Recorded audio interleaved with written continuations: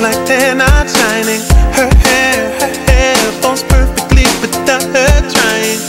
She's so beautiful, and I tell her every day.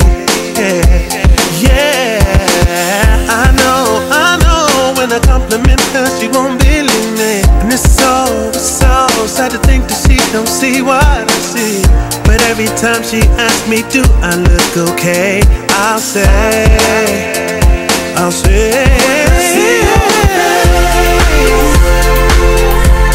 there's not a thing that I won't change, 'cause you're amazing. Ceria bagai sang surya, hari Minggu, hari bergembira. Hilangkan rasa-rasa curiga, duga dan nestapa. Mari kita menyanyi lagu Sha-na-na-na-na. Esok kerja jadi hari.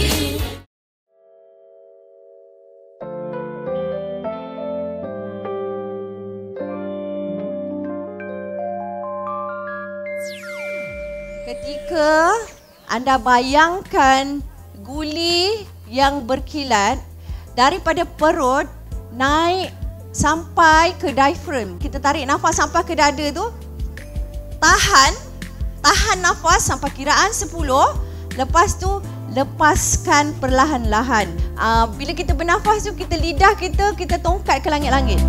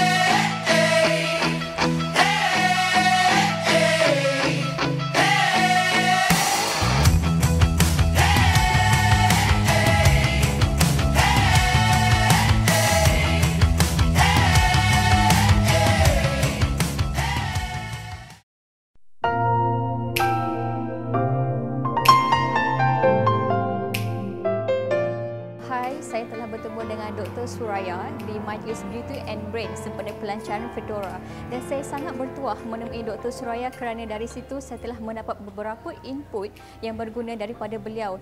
Banyak tips-tips yang saya pelajari, dan yang saya paling suka adalah tips tentang cara kita bernafas, tip breathing tu, sebab kita selalunya macam tak terlalu fikirkan sangat tentang tu kan. Jadi saya rasa itu satu antara tips yang menarik. Banyak petua-petua yang telah diberikan. Sebenarnya petua itu kita boleh ambil daripada benda-benda natural, tidak memerlukan kos yang tinggi. Ada tips yang diberikan oleh Dr. Suraya tanpa kos sekalipun. Kalau ada lagi program seperti ini atau ada tips-tips dalam buku yang boleh disediakan oleh Dr. Suraya, kita boleh membeli. Saya wajib untuk membeli buku daripada Dr. Suraya sebab banyak information yang saya dapati berguna untuk saya dan seluruh anak cucu kita. Ceramah Dr. Suraya pada pagi ini sangat bermakna pada saya sebagai seorang wanita yang telah memasuki usia 4 siri. Saya rasa sangat bertuah berada dalam ceramah beliau pada pagi ini.